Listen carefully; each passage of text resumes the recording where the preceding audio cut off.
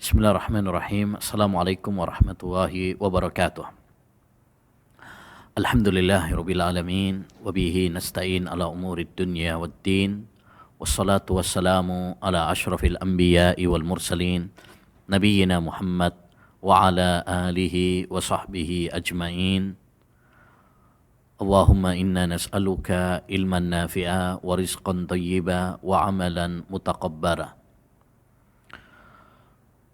Rabbi shrah li sadri wa yassir li amri wahlul 'uqdatam min lisani yafqahu qawli. Kaum muslimin wal muslimat, para pemirsa yang semoga dirahmati oleh Allah Subhanahu wa taala. Alhamdulillah, kembali kita dipertemukan oleh Allah Subhanahu wa taala dalam majelis ilmu yang berbarokah ini yang membahas tentang hadis-hadis seputar tauhid ibadah, ya, al-arba'in fi huquqi rabbil alamin, yang kita mohon kepada Allah Subhanahu wa taala agar menjadikan ya program kajian ini bermanfaat bagi kita untuk menjaga dan merawat tauhid kita, ya, agar Allah Subhanahu wa taala memberikan keistiqomahan kepada kita sampai akhir hayat kita, ya, dan mewafatkan kita di atas tauhid.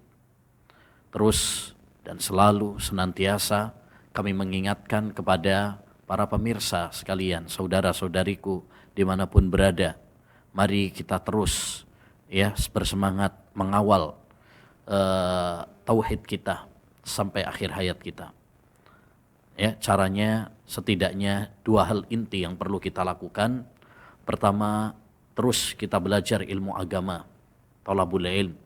Kita menuntut ilmu, mengkaji ya kitab-kitab para ulama tentang masalah tauhid, tentang masalah akidah, agar Allah Subhanahu wa taala senantiasa menjaga dan merawat akidah kita, tauhid kita.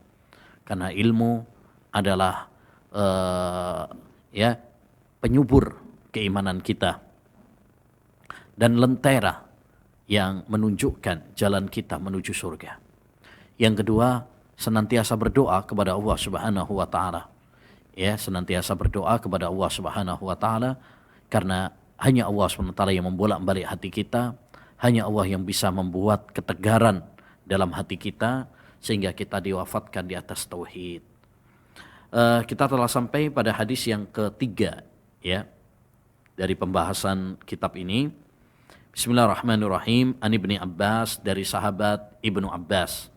Abdullah bin Abbas adalah salah seorang sahabat Nabi sallallahu alaihi wasallam yang mulia, yang cerdas, ya, yang didoakan oleh Nabi sallallahu alaihi wasallam, Allahumma faqihhu fid din wa 'allimhu at-ta'wil. Ya Allah, fahamkan dia tentang ya agama ini, ya, dan fahamkan dia tentang tafsir Al-Qur'an. Beliau pernah mengatakan, semoga Allah meridhoinya, lamma ba'athan nabiyyu sallallahu alaihi wasallam Mu'adz bin Jabal ila nahwi ahli Yaman. Tatkala Nabi sallallahu alaihi wasallam mengutus sahabat Mu'adz bin Jabal ke negeri Yaman. Jadi salah satu program Nabi dalam dakwah itu, penyebaran dakwah, adalah mengirim beberapa sahabatnya yang memiliki ilmu ya untuk menyebarkan dakwah. Ya, menyebarkan dakwah. Karena tugas Nabi adalah menyebarkan wahyu Allah, syariat Allah, agama Allah Subhanahu wa taala. Nah, dipilih beberapa sahabat yang berilmu ya untuk menyebarkan ya ke negeri-negeri. Di antaranya yang dipilih oleh Nabi SAW untuk berdakwah adalah sahabat Mu'adz bin Jabal.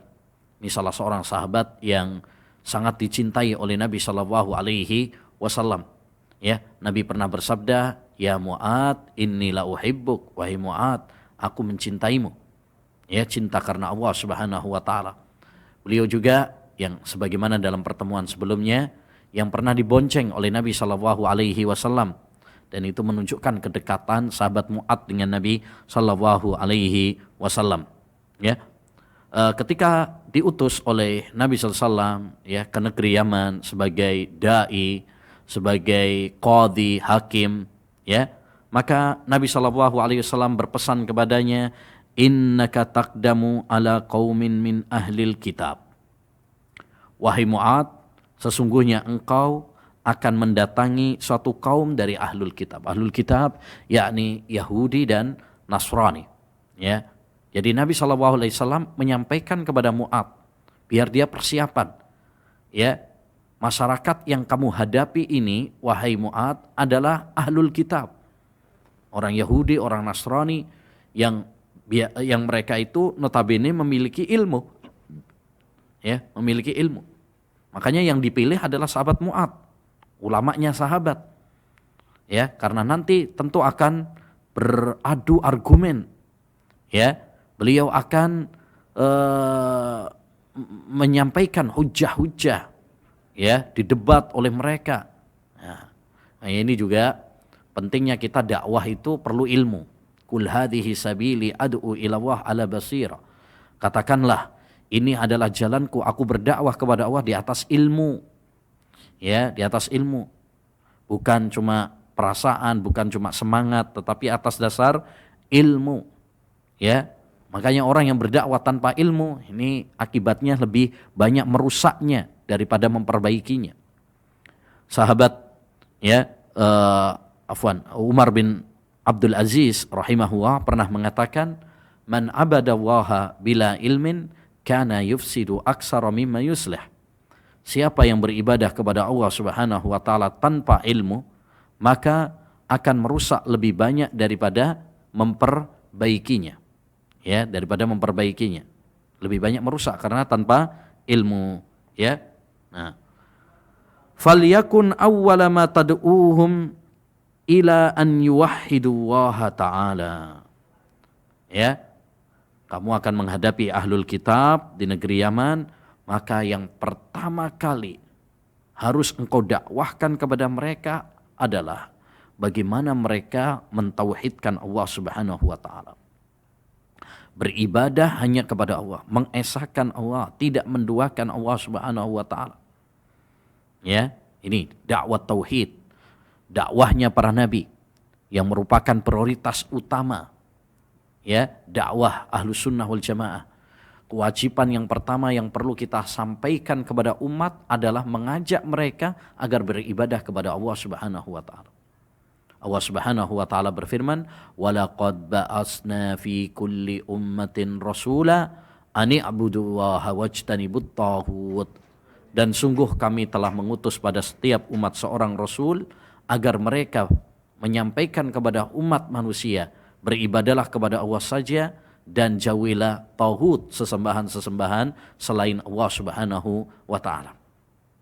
Jadi dakwah para nabi, dakwah para rasul, dakwah salafus saleh itu prioritas utama mereka adalah mengajak umat, ya, kepada perbaikan tauhid, perbaikan akidah. Karena ini pondasi, ini landasan pokoknya. Ya, landasan pokoknya. Siapa yang ingin membangun bangunan yang menjulang tinggi, dia harus memperkokoh, ya, landasannya terlebih dahulu. Pondasinya terlebih dahulu. Jangan sampai kita membangun bangunan yang menjulang tinggi tetapi landasannya, pondasinya rapuh, ya, keropos, sehingga itu akan menjadi bumerang bagi kita sendiri. Ya. Jadi yang pertama kali kamu harus dakwahkan kepada mereka adalah dakwah, ya, tauhid.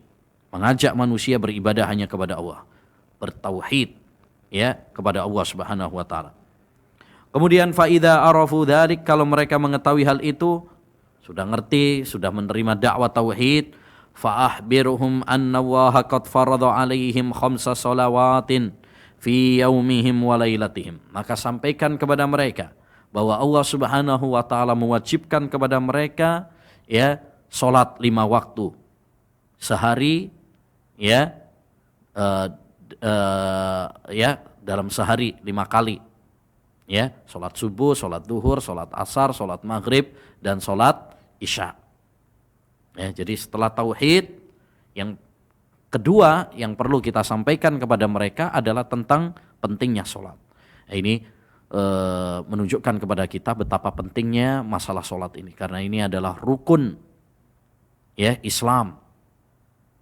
Sholat adalah kewajiban, ya, yang sangat-sangat ditekankan di dalam agama. Seringkali Allah Subhanahu wa taala menyebutkan tentang masalah solat ini dalam Al-Quran. Ya, 100 kali Allah menyebutkan kata solat dalam Al-Quran. Ya, dia adalah diwajibkan oleh Allah SWT spesial, langsung tanpa perantara Jibril, diwajibkan oleh Allah Subhanahu wa taala di atas langit, ya, di malam yang sangat spesial bagi Nabi, yaitu malam Isra Mi'raj, ya. Nah, dan salat juga termasuk wasiat terakhir Nabi SAW sebelum meninggal dunia. Ya, salat juga adalah kewajiban yang pertama kali dihisab oleh Allah Subhanahu wa taala besok pada hari kiamat. Salat juga adalah pembeda antara muslim dengan non muslim. Ya, maka yang kedua setelah mereka mentauhidkan Allah Subhanahu wa taala adalah salat. Fa idza shallau, kalau mereka salat, fa ahbirhum anna wa haftaradha alaihim zakatan fi amwalihim tu'khadhu min ghaniyihim faturaddu ala fakirihim. Kalau sudah mereka sholat, sampaikan kepada mereka bahwa Allah Subhanahu wa taala mewajibkan zakat pada harta-harta mereka. Harta tersebut diambil dari orang-orang yang kaya dan diberikan kepada orang-orang yang fakir. Fa idza aqarru bidzalik, kalau mereka mengakui hal itu, menerima hal itu, fakhudh minhum, maka ambillah harta-harta mereka, zakat mereka, wa tawaqqa karaima amwalin nas, tetapi hati-hatilah dari mengambil harta yang berharga dari mereka. Maksudnya yang sedang-sedang saja, ya, dari harta zakat itu. Tidak yang jelek tapi juga tidak yang paling bagus. Misalkan kambing atau sapi, ya, atau unta, ya, itu kan macam-macam. Ada yang mungkin levelnya murahan, ada yang mahal sekali, ada yang pertengahan. Jadi Rasulullah SAW wanti-wanti kalau memang mengambil harta zakat, ya, jangan yang paling berharga, tapi juga jangan yang paling jelek, tapi yang sedang-sedang, supaya tidak mendolimi. Kalau terlalu jelek mendolimi para fakir miskin, tapi kalau yang paling berharga, yang paling mahal mendolimi orang-orang kaya. Ya, Islam tidak ingin, atau Rasulullah SAW tidak ingin mendolimi kedua belah pihak. Hadis ini memberikan kepada kita faedah. Yang pertama, bahwa dakwah tauhid adalah dakwah yang prioritas bagi Nabi SAW. Ya, makanya kewajiban yang pertama bagi seorang hamba adalah mentauhidkan Allah Subhanahu wa taala. Dan dakwah yang paling harus menjadi prioritas utama kita adalah dakwah tauhid. Ya, setiap dakwah yang tidak dibangun di atas tauhid, maka itu adalah dakwah yang gagal. Ya, dakwah yang tidak bermanfaat. Kenapa? Karena tidak dibangun di atas landasan yang kokoh. Percuma orang itu sholat, percuma orang itu puasa, percuma orang itu haji, zakat, sedekah, membaca Al-Quran, kalau dia tidak dibangun di atas tauhid, tidak dibangun di atas akidah yang sahih. Kenapa? Karena bisa jadi dia terjerumus di dalam kesyirikan yang itu bisa membatalkan amal perbuatan mereka. Dan di antara faedah juga dari hadis yang mulia ini adalah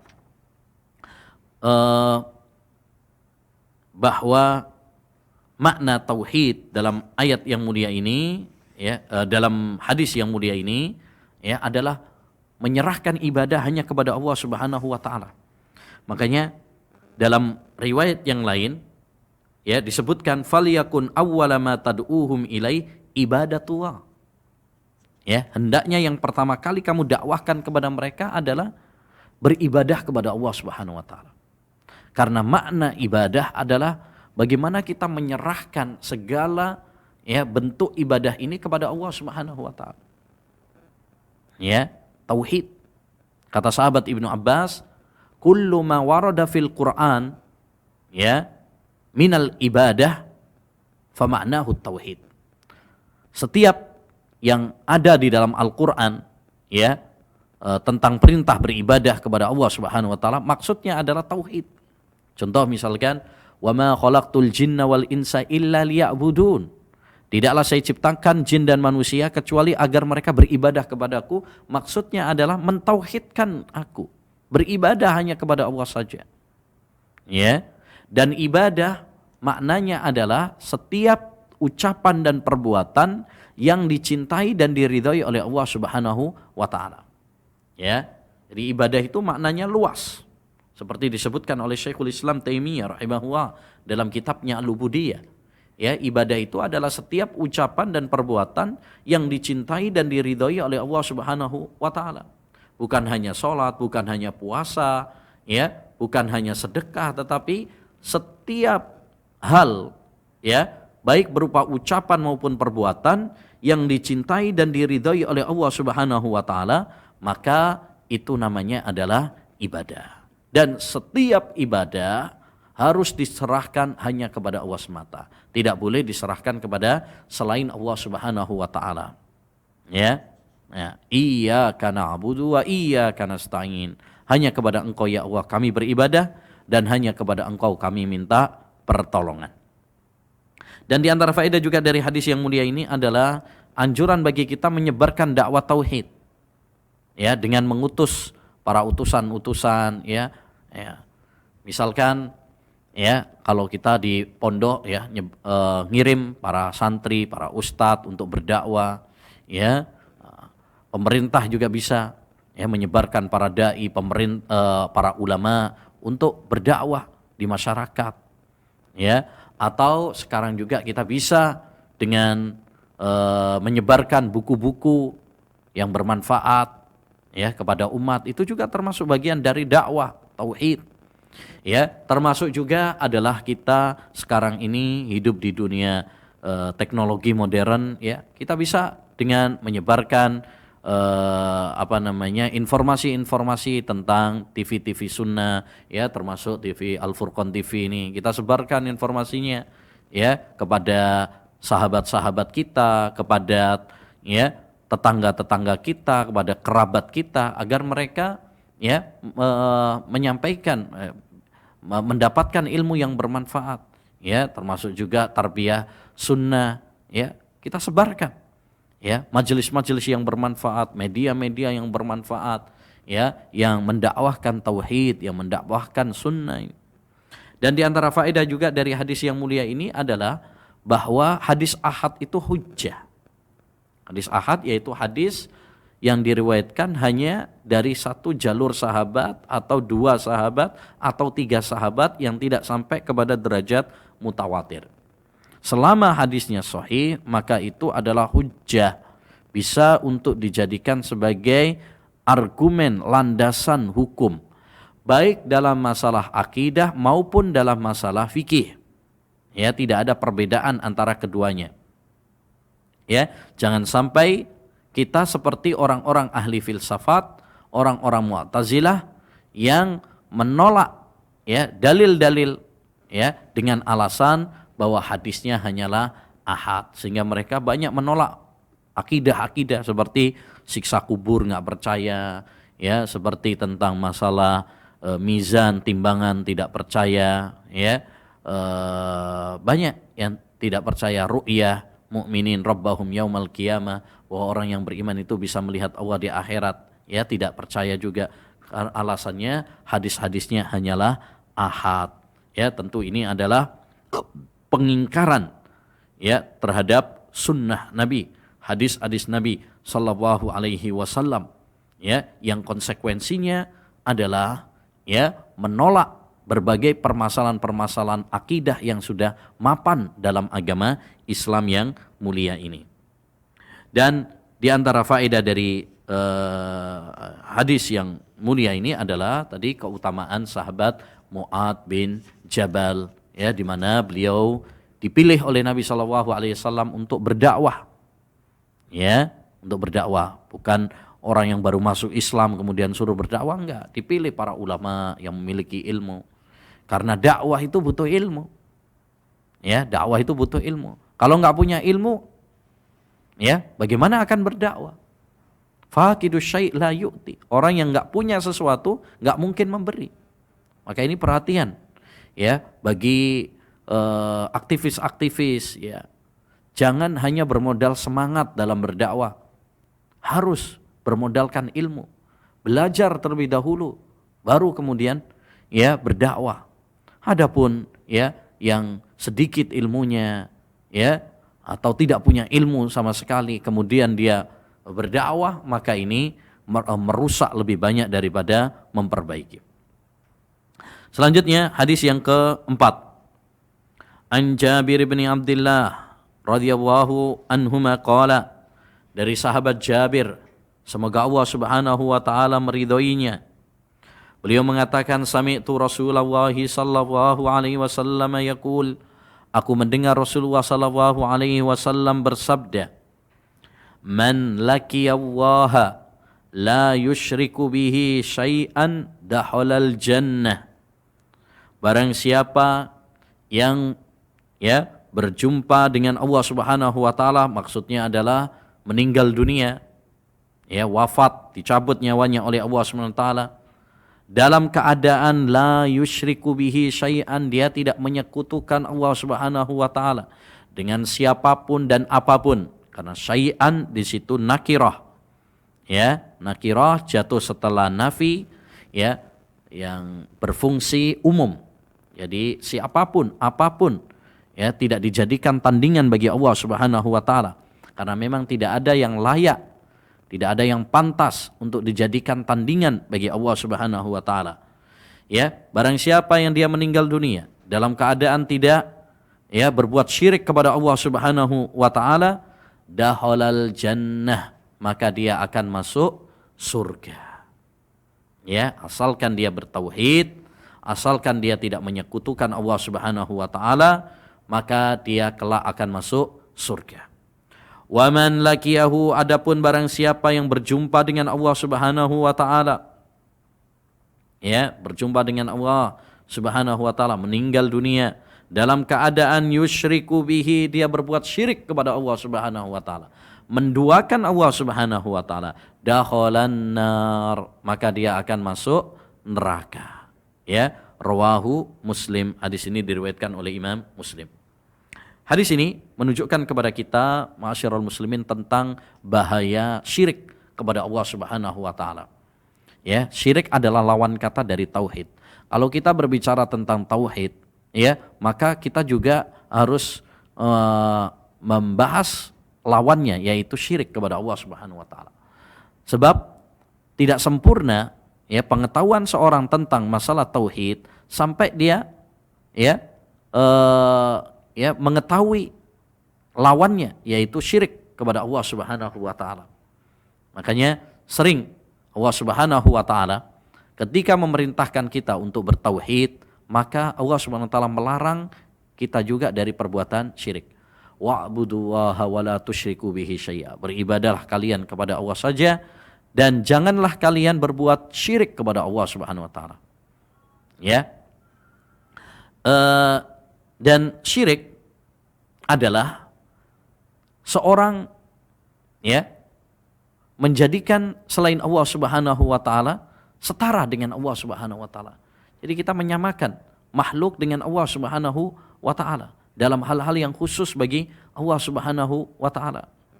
Baik dalam rububiyah maupun uluhiyah maupun asma dan sifat. Kalau ada seorang yang berkeyakinan bahwa ada pencipta selain Allah, berarti dia telah berbuat syirik. Karena berarti menyamakan ya makhluk dengan Allah Subhanahu wa taala. Kalau ada orang yang berkeyakinan ada yang mengatur alam semesta ini selain Allah Subhanahu wa taala, misalkan dia berkeyakinan bahwa jin bisa mengatur alam, bisa mengatur laut atau yang mengatur gunung, maka ini telah berbuat syirik. Karena dia telah menyamakan jin dengan Allah Subhanahu wa taala dalam hal-hal yang khusus bagi Allah. Demikian juga dalam masalah uluhiyah, ibadah. Kalau seorang menyerahkan ibadah yang khusus bagi Allah, dia serahkan kepada selain Allah, berarti telah berbuat syirik. Kalau ada orang yang menyembelih, ya, dia kirim tumbal, sesajen, ya, untuk jin, untuk Nyai Loro Kidul, ya, untuk untuk kuburan, untuk wali, untuk pohon, ya, maka ini telah berbuat syirik kepada Allah Subhanahu wa taala. karena berarti dia menyamakan Allah SWT dengan makhluknya, ya, dalam hal-hal yang khusus bagi Allah Subhanahu wa taala. Makanya Nabi SAW ketika ditanya tentang dosa apa yang paling besar, beliau mengatakan antaj'ala lillahi niddan wa huwa khalaqaka. Kamu menjadikan bagi Allah Subhanahu wa taala ada tandingan bagi Allah Subhanahu wa taala, padahal hanya Allah yang menciptakan kamu. Hanya Allah Subhanahu wa taala yang menciptakan kita. Artinya sebagaimana tidak ada pencipta selain Allah Subhanahu wa taala, ya, harusnya kita tidak menyerahkan ibadah ini kepada selain Allah Subhanahu wa taala. Ya, sebagaimana tidak ada yang mencipta selain Allah Subhanahu wa taala, tidak ada yang memberi rizki selain Allah, tidak ada yang mengatur alam semesta ini kecuali hanya Allah. Berarti tidak ada yang berhak untuk kita ibadahi kecuali hanya Allah semata. Ya. Dan syirik ma'asyiral muslimin dibagi menjadi dua oleh para ulama. Ada syirkun akbar, syirik besar, dan ada syirkun asghar, syirik kecil. Syirik besar ini yang mengeluarkan pelakunya dari agama Islam. Ya, mengeluarkan pelakunya dari Islam. Adapun syirik kecil ini tidak mengeluarkan pelakunya dari agama Islam. Jadi pembedaan para ulama, kenapa ada syirik besar, syirik kecil, itu bukan berarti kita meremehkan yang kecil, enggak. Semua syirik harus kita jauhi, waspadai, baik syirik besar maupun syirik kecil. Hanya kenapa para ulama membedakan ini karena konsekuensinya berbeda antara syirik besar dengan syirik kecil. Ya, perbedaannya satu, kalau syirik besar itu mengeluarkan pelakunya dari agama Islam. Sedangkan syirik kecil tidak mengeluarkan pelakunya dari agama Islam. Yang kedua, syirik besar menghapus semua amal-amal, ya, yang dilakukan oleh hamba sebelumnya. Sedangkan syirik kecil tidak, hanya membatalkan, ya, amal yang dia lakukan, yang dia syirik saja. Misalkan kalau sholatnya dia riya, ya, yang sholat itu yang riya itu saja yang tidak diterima, yang lainnya tidak terhapus. Berbeda dengan syirik besar, semua amal yang dia lakukan sebelumnya itu terhapus. Ya, yang ketiga, ya, kalau syirik besar, ya, menjadikan pelakunya kekal di neraka selama-lamanya. Ya, berbeda dengan syirik kecil, ya, dengan syirik kecil. Taib. Dan syirik ma'asyiral muslimin rahimani wa rahimakumullah sangat berbahaya sekali. Ya, di antara bahaya syirik pertama, dia adalah dosa besar. Dosa paling besar, ya, di antara dosa-dosa besar adalah dosa syirik kepada Allah SWT. Ya, makanya Allah SWT mengatakan inna syirka ladzulmun adzim. Syirik itu adalah kezaliman yang sangat besar. Ya, karena bagaimana mungkin, ya, kita menyamakan Allah Subhanahu wa taala, zat yang maha agung, zat yang maha mulia, kita samakan dengan makhluk yang hina, yang serba kurang, yang lemah.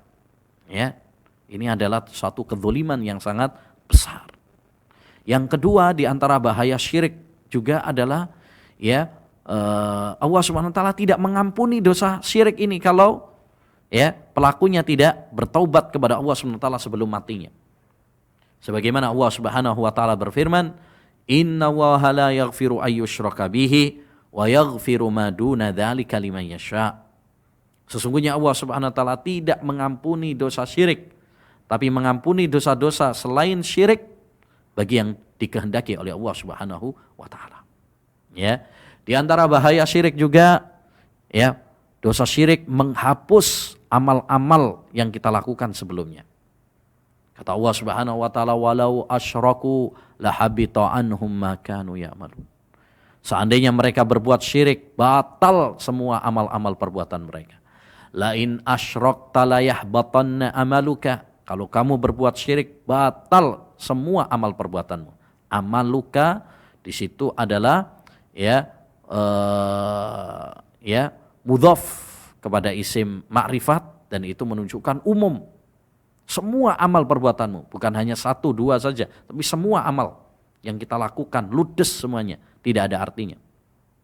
Ya, dan di antara bahaya perbuatan syirik juga ma'asyiral muslimin, menjadikan pelakunya kekal di neraka, haram baginya surga, dan tempat tinggalnya adalah neraka selama-lamanya. Na'udzubillah min dzalik.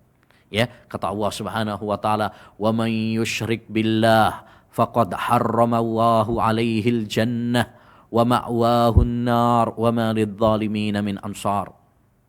Barang siapa yang berbuat syirik kepada Allah Subhanahu wa taala, maka Allah haramkan surga baginya dan tempat tinggalnya adalah di neraka, dan neraka adalah sejelek-jelek tempat kembali. Maka hendaknya bagi kita sekali lagi yaitu untuk bersemangat dalam mempelajari tauhid dan mengetahui jenis-jenis kesyirikan ya, untuk kita waspadai, terus belajar tentang tauhid. Jangan pernah bosan. Fa'lam annahu la ilaha illallah. Ya, ketahuilah tidak ada sesembahan yang berhak diibadai kecuali hanya Allah Subhanahu wa taala. Ya. Yang kedua, banyak berdoa kepada Allah. Wajnubni wa baniya an na'budal asnam. Nabi Ibrahim saja berdoa kepada Allah, ya Allah, jauhkan aku dan anak keturunanku dari menyembah berhala. Kalau Nabi Ibrahim saja khawatir terjerumus di dalam syirik, apalagi kita. Ya, apalagi kita. Jangan pernah merasa aman. Ya, jangan pernah merasa aman. Apalagi pada zaman kita sekarang, banyak kesyirikan-kesyirikan merajalela, dikemas ya dengan kalimat-kalimat yang indah, dengan sponsor-sponsor yang menipu ya. Nah, ini masih banyak kesyirikan ya. Contoh, masih banyak orang yang ngirim tumbal, sesajen kepada selain Allah Subhanahu wa taala.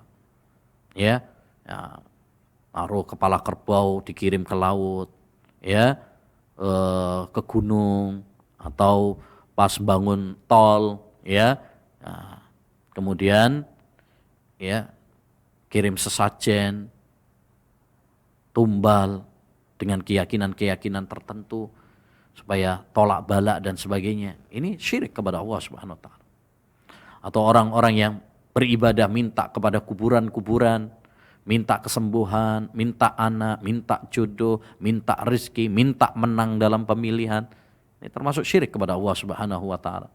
Ya, masih percaya kepada jimat-jimat, ya, jampi-jampi, sihir, perdukunan, ilmu kebal, ya, ilmu hitam. Ini termasuk kesyirikan kepada Allah Subhanahu wa taala. Ya, pengkultusan kepada kuburan-kuburan masih banyak. Ya, tatoyur, merasa sial dengan angka 13, merasa sial karena melihat burung gagak, ular, ya, merasa sial dengan bulan Syura. Masih banyak ya kesyirikan-kesyirikan di tengah masyarakat kita. Makanya kita tidak boleh merasa aman. Ya, tidak boleh merasa aman. Terus ya menuntut ilmu dan terus ya berdoa kepada Allah Subhanahu wa taala agar kita dimatikan oleh Allah Subhanahu wa taala di atas tauhid. Taib. Hadis yang terakhir, hadis yang kelima, An Ibnu Abbas radhiyallahu anhuma qala. Dari sahabat Ibnu Abbas, beliau mengatakan, kharaja alaina an-nabiy sallallahu alaihi wasallam yauman faqal. Pernah suatu saat Nabi sallallahu alaihi wasallam keluar kepada kami suatu hari.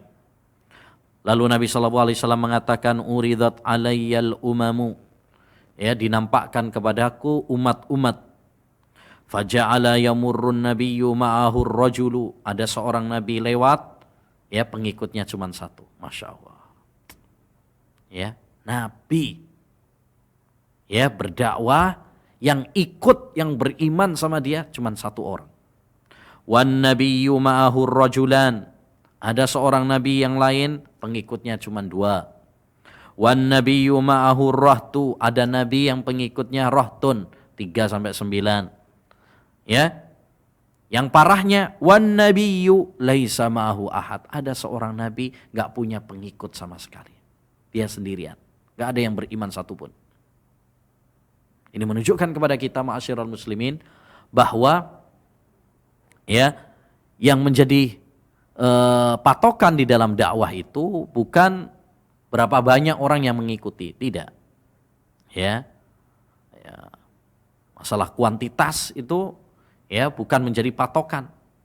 Kalau banyak berarti mesti benar, tidak. Dalam Islam patokan itu tidak dilihat kepada kuantitas, tetapi yang dilihat adalah kesesuaiannya dengan kebenaran. Betapa sering Allah Subhanahu wa taala mencela mayoritas. Wa in tuti aktsara man fil ardi yudhilluka an sabilillah. Kalau kamu mengikuti apa kata banyak orang, mereka akan menyesatkan kamu dari jalan Allah Subhanahu wa taala. Bahkan sering kali sebaliknya, Allah Subhanahu wa taala malah memuji yang sedikit. Wa qalilum min ibadiyasy syakur. Sedikit sekali di antara hambaku yang bersyukur, tapi dipuji. Ya, jadi masalahnya bukan bilangan, bukan kuantitas, tapi yang paling penting adalah ya bagaimana kita cocok ya dengan kebenaran. Makanya sahabat Abdullah bin Mas'ud pernah mengatakan, al jama'atu ma wafaqal haq wa in kunta wahdak. Yang namanya jamaah itu adalah tatkala engkau sesuai dengan kebenaran walaupun hanya seorang diri. Selama kita berada di atas kebenaran walaupun sendirian, ya itulah jamaah. Taib. Kemudian wara'aitu sawadan katsiran saddal ufuq farajautu an takuna ummati. Aku melihat ada bayang-bayang hitam yang banyak yang menutupi ufuk.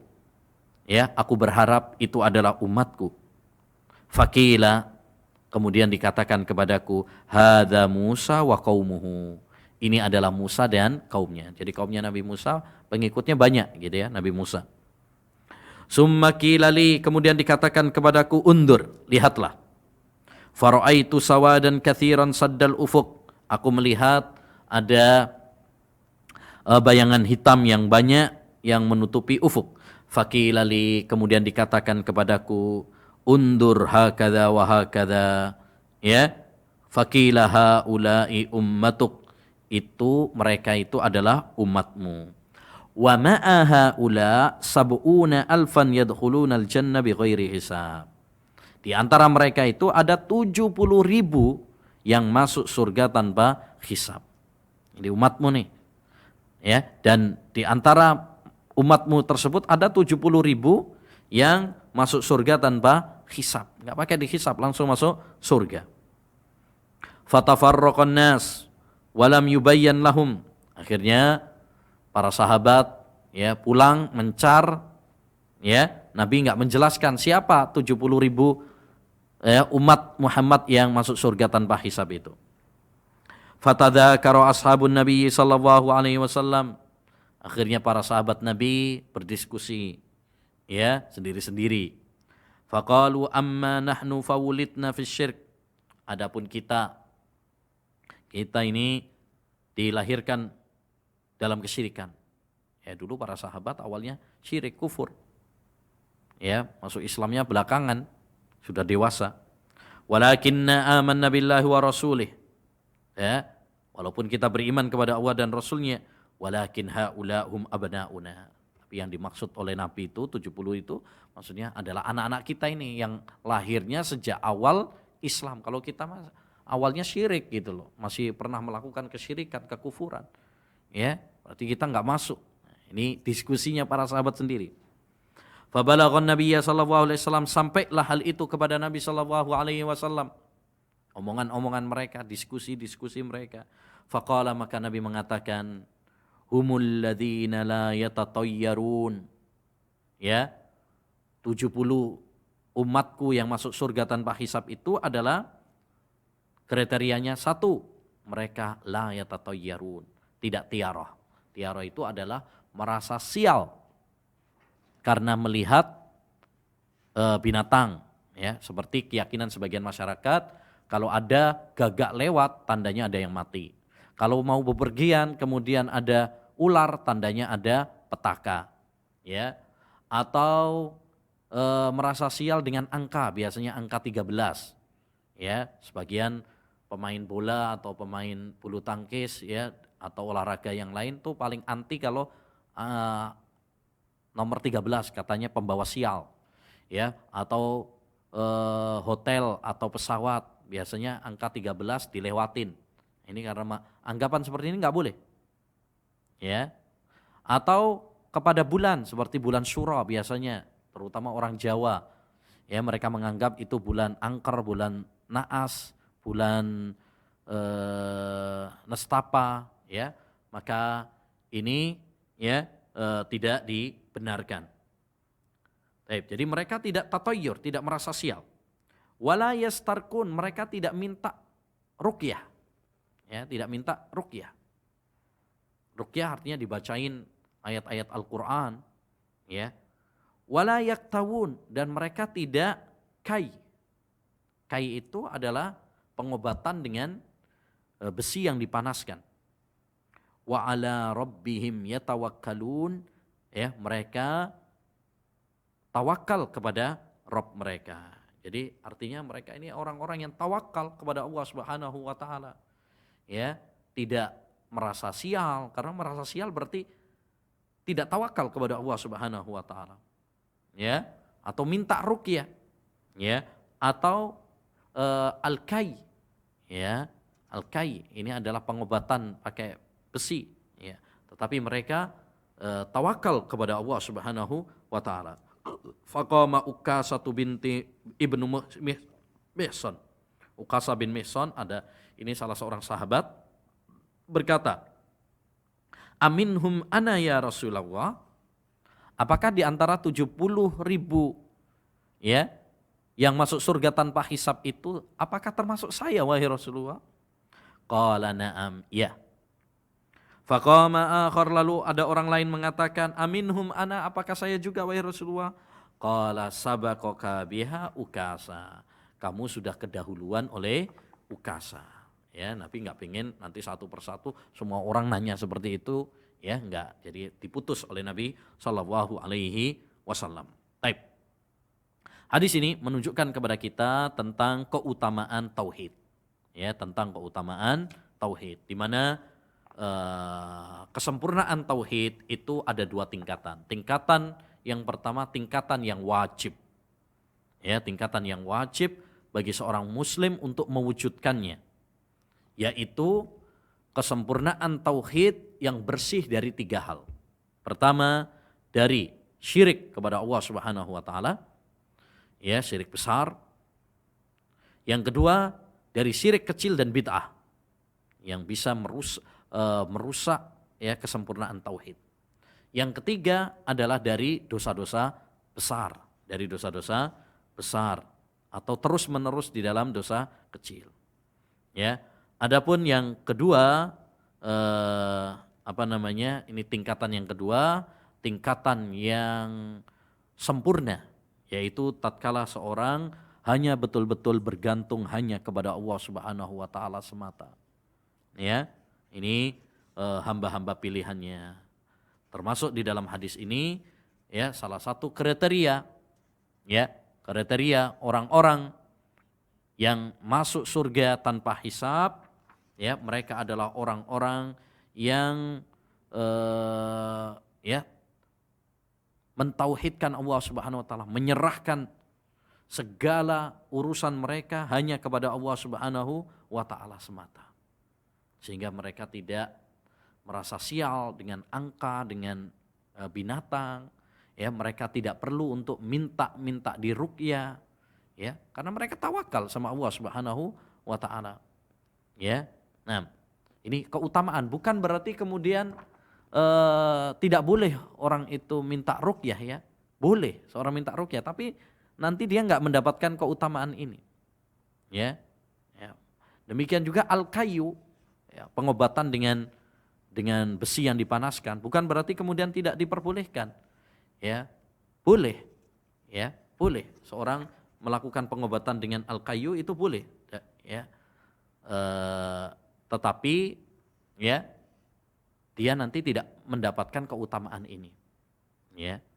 Nah, maka kalau kita bisa untuk tidak berobat dengan al-kayu itu lebih utama. Ya, itu lebih utama. Ya, baik. Makanya para ulama mengatakan ya hukum al-kayu itu adalah makruh. Artinya walaupun itu diperbolehkan, tapi sebaiknya kita tinggalkan supaya kita mendapatkan keutamaan ya dalam hadis ini, yaitu menjadi bagian dari 70.000 umat Muhammad yang masuk surga tanpa hisab. Demikian ma'asyiral muslimin wal muslimat rahimani wa rahimakumullah yang bisa kita bahas pada kesempatan yang berbarokah ini. Insyaallah taala nanti kita lanjutkan pada pertemuan berikutnya. Wassallallahu wasallama ala nabiyyina Muhammad wa ala alihi wa sahbihi ajmain.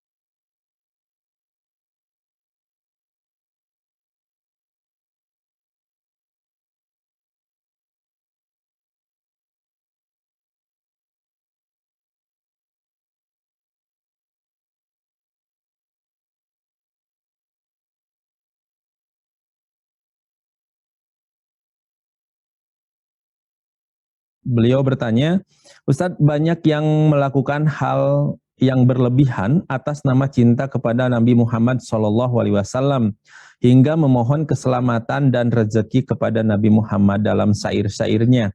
Apakah hal seperti ini juga disebut kesyirikan, Ustadz? Mohon penjelasannya. Silahkan. Syirik itu ya alhamdulillah wassalatu wassalamu ala Rasulillah, pertanyaan yang sangat bagus. Apakah ya meminta keselamatan kepada Rasulullah SAW juga termasuk bagian dari syirik? Ya, karena syirik itu adalah ya nggak pilih kasih. Siapapun yang dijadikan tandingan bagi Allah Subhanahu wa taala, baik dia adalah seorang nabi, baik dia adalah para malaikat, baik dia adalah jin, ya kalau kita ya jadikan dia sebagai tandingan bagi Allah Subhanahu wa taala, maka itu adalah perbuatan syirik kepada Allah Subhanahu wa taala. Maka tidak boleh minta keselamatan, minta kesembuhan, minta anak, minta rizki, hal-hal yang ini khusus bagi Allah kita minta kepada selain Allah Subhanahu wa taala, termasuk kepada Rasulullah, enggak boleh. Makanya Rasulullah SAW mewanti-wanti kita ya agar kita jangan berlebihan kepada Nabi Muhammad. Beliau bersabda, la tuturuni kama atratin nasara Isa bin Maryam. Janganlah kalian berlebihan kepadaku sebagaimana Isa bin Maryam berlebihan kepada sebagaimana orang-orang Nasrani berlebihan kepada ya Isa bin Maryam. Enggak boleh kita berlebihan. Ya. Nabi SAW juga bersabda, iyyakum wal huluwa fa innal huluwa ahlaka man kana qablakum. Hati-hati kalian dari perbuatan hulu. Ya, perbuatan berlebihan. Karena berlebihan itu adalah bisa telah membinasakan umat-umat sebelum kalian. Jadi nggak boleh berlebihan, ya seperti tadi minta keselamatan kepada Nabi Muhammad nggak boleh, karena yang memberi keselamatan hanya Allah Subhanahu wa taala. Ya, yang memberi keselamatan, yang memberi rizki, ya kesembuhan hanya Allah Subhanahu wa taala. Atau seperti mengatakan bahwa Nabi Muhammad tahu ilmu gaib, nggak boleh. Seperti dalam syair-syair atau solawatan-solawatan atau kitab-kitab manakib, ya. Atau seperti Burdah Al-Busiri, wa inna min judika dunya wa dharrataha wa min ulumika ilmul lauhi wal qalam, termasuk ya perbendaraanmu wahai Nabi, kamu memiliki dunia dan akhirat, termasuk ilmumu kamu mengetahui lauhul mahfud. Tentu ini adalah berlebihan kepada Nabi yang wallahi seandainya Nabi mendengarnya, Nabi enggak akan ridho.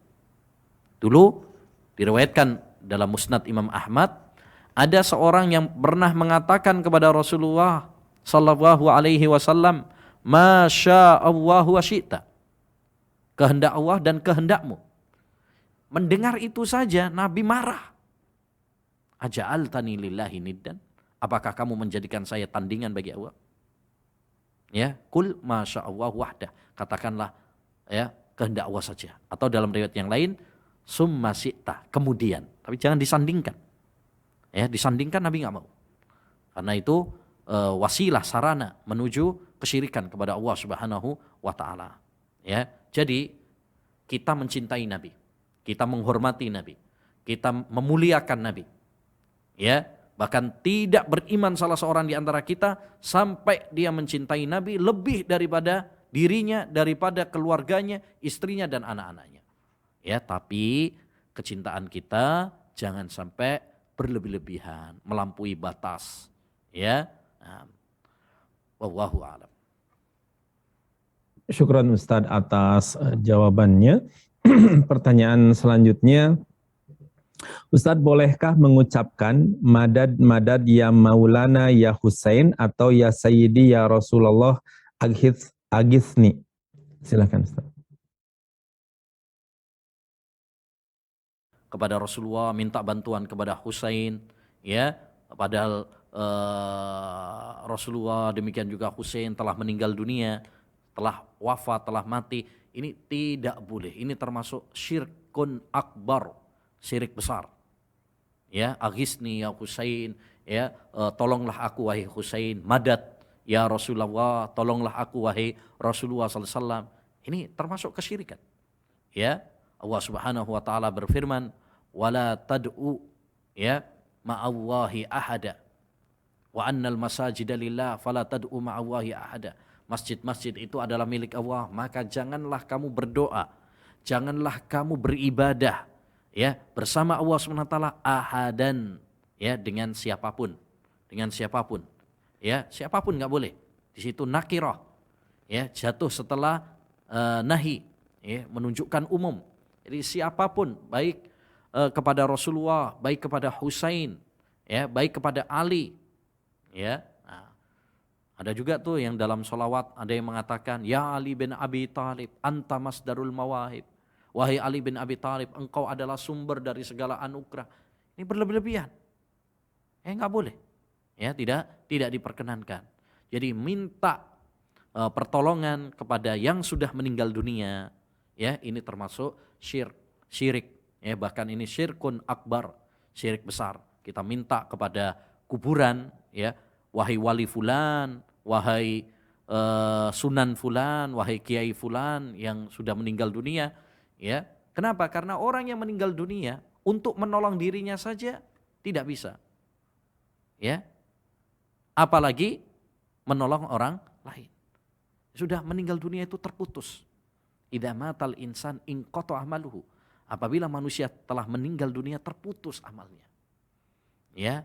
Nah, sekarang misalkan ketika orang yang sudah meninggal dunia, lalu ada orang yang ingin bongkar kuburannya. Apakah, ya, mayit yang di kuburan tersebut bisa menangkisnya? Ya, tidak bisa.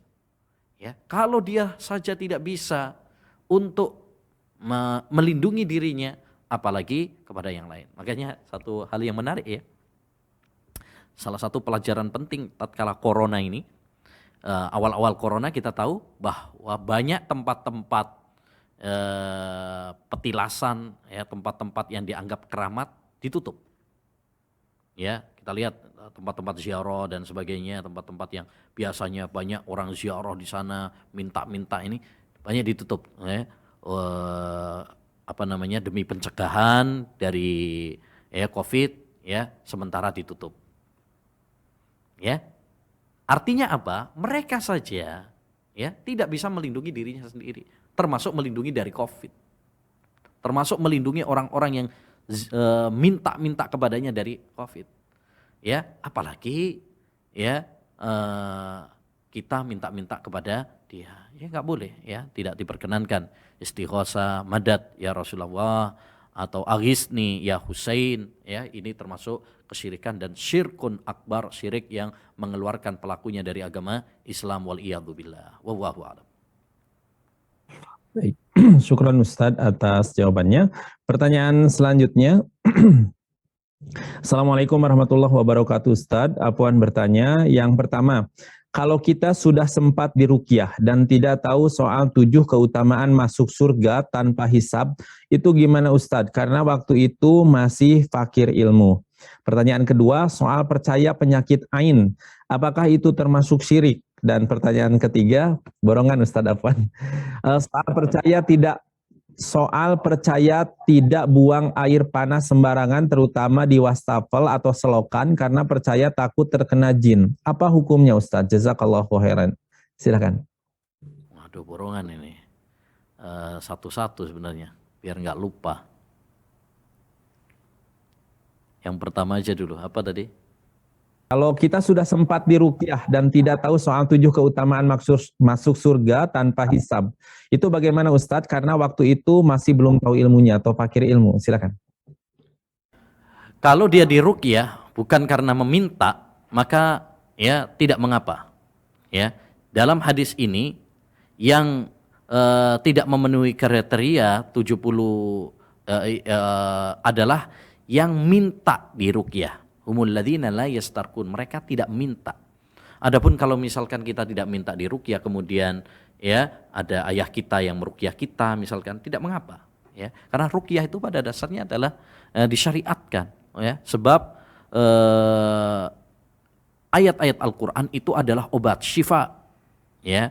Ruqyah itu ada dua macam. Ada ruqyah yang disyariatkan, yaitu ruqyah dengan membaca ayat-ayat Al-Qur'an, ya.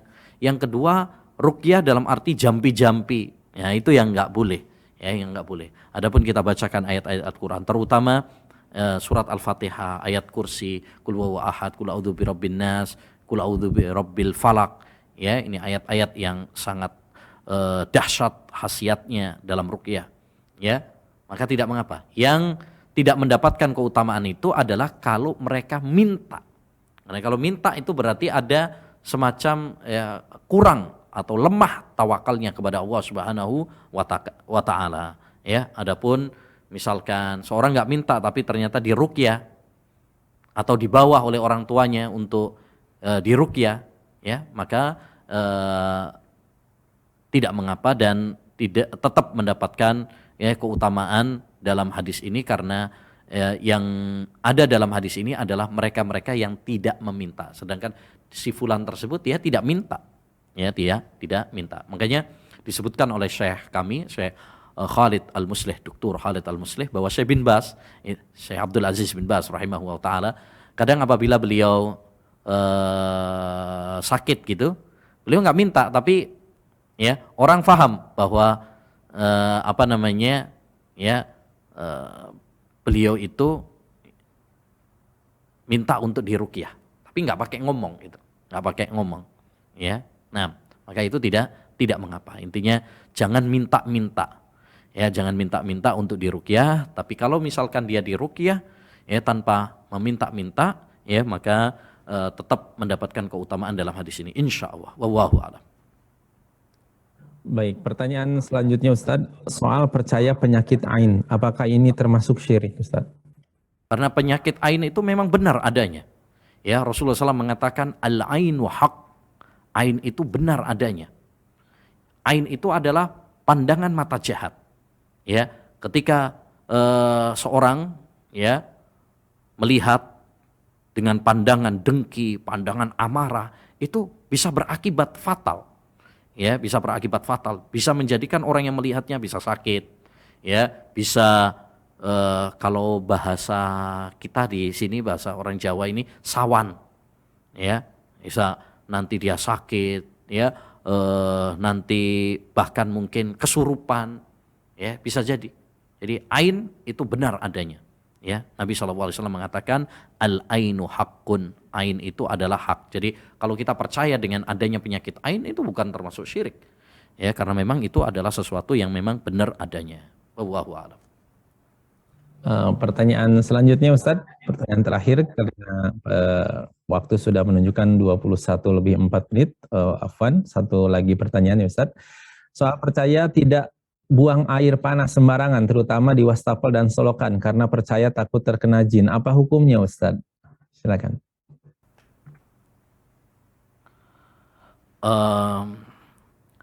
Saya tidak tahu ada hadis secara khusus ya, tetapi ya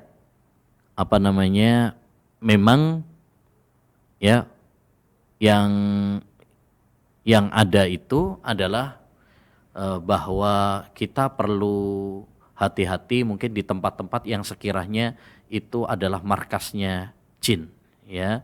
Khawatirnya mereka tersakiti dengan hal itu, ya, terutama misalkan di lubang-lubang, ya, dan sebagainya. Tapi kalau misalkan wastafel yang memang itu adalah disediakan untuk cuci tangan dan sebagainya, maka tidak mengapa insyaallah taala, ya, karena itu memang area adalah untuk cuci tangan, ya, cuci tangan. Tapi mungkin yang perlu dihindari adalah tempat-tempat yang misalkan sepi, ya, tempat-tempat sepi, ya, tempat-tempat lubang-lubang, ya, kemudian kita misalkan menyiramkan air panas ke sana, itu bisa jadi adalah tempat markas-markasnya jin, ya, sehingga perlu untuk diwaspadai, ya, untuk diwaspadai, ya.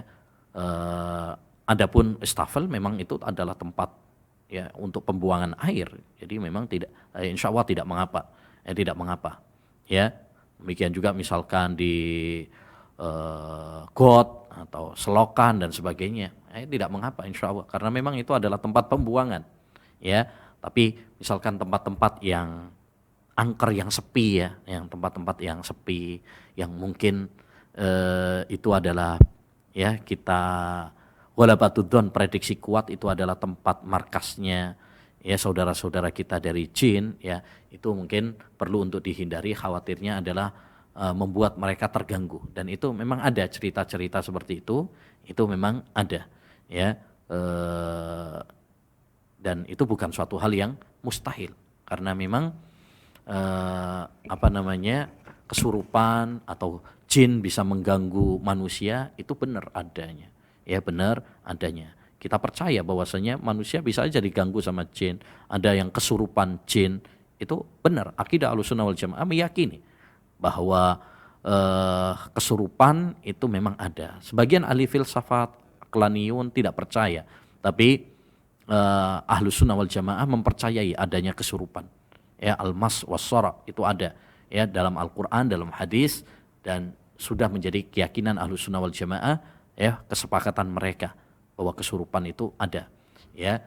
Intinya kita berusaha untuk menghindari, tapi ala kulli hal, ya, kita bertawakal kepada Allah Subhanahu wa taala, ya, banyak zikir kepada Allah Subhanahu wa taala, ya, banyak zikir kepada Allah Subhanahu wa taala. Bismillah, dengan kita tawakal, dengan kita bertauhid, dengan kita banyak berzikir, insya Allah Allah Subhanahu wa taala akan menjaga kita, Allah akan melindungi kita. Tidak perlu untuk khawatir dari gangguan-gangguan jin, ya. Inna kaidas syaitani kana dhaifa. Sesungguhnya tipu daya iblis itu, setan itu lemah. Selama kita bergantung kepada Allah Subhanahu wa taala, selama kita bertauhid, selama kita tawakal kepada Allah Subhanahu wa taala, ya, maka semua jerat-jerat setan itu sangatlah lemah, ya. Nah, maka yang paling penting adalah, ya, banyak zikir, banyak kuatkan tawakal, tauhid kita kepada Allah Subhanahu wa taala, ya. Kalau tadi, ya, itu hindari aja hal-hal yang sekiranya nanti bisa mengganggu, ya, itu tempat-tempat yang sepi, angker, ya. Tapi, ya, kalau memang kita harus tinggal di situ juga, ya sudah, bismillah. Makanya Nabi SAW pernah mengajarkan kita, siapa yang singgah di suatu tempat, ya, hendaknya berlindung kepada Allah. A'udzu bikalimatillahi tammah min syarri ma khalaq. Ya, tawakal, ya, berzikir kepada Allah. Aku berlindung kepada Allah dari gangguan, dengan kalimat-kalimat Allah, dari gangguan makhluk yang jahat. Ya, zikir kepada Allah, tawakal kepada Allah Subhanahu wa taala, enggak perlu takut. Ya, enggak perlu takut. Hanya kalau kita bisa menghindari hal-hal yang bisa menyakiti, seperti tadi misalkan menyiramkan di tempat-tempat yang sekiranya itu adalah bisa jadi sebagai markasnya mereka, ya, itu lebih utama, ya, lebih utama. Artinya kita berusaha menghindarkan diri kita dari hal-hal yang bisa menimbulkan bahaya, ya. Tapi insya Allah, ya, kita yakin selama kita bertawakal, kita bertauhid, berzikir kepada Allah, maka tidak ada yang bisa membahayakan kita, siapapun. Wallahu a'lam bissawab. Subhanakallahumma wa bihamdika asyhadu an la ilaha illa anta astaghfiruka wa atubu ilaik. Assalamualaikum warahmatullahi wabarakatuh.